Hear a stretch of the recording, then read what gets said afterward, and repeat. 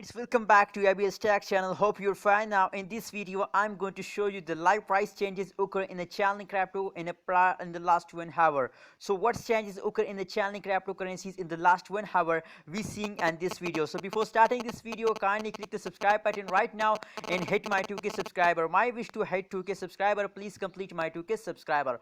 Now let's see what changes occur in the Chainlink cryptocurrencies in the last 1 hour we are watching in this video. As you can see here, first of all we look the chart analysis of Chainlink cryptocurrencies and the market of cryptocurrencies. That is the live price changes occur in the Chainlink in the last 1 hour. As you can see here, the chart of the Chainlink cryptocurrency, so it's jumping upward, but unfortunately currently they are falling down. As you can see here, they are fast down. So inshallah soon they are going upward. As you can see here, now the changes is also in a positive because you are watching the chart is going upward. The changes as positive 0.7. as you can see here, change is positive 0.7% occur in a Chainlink.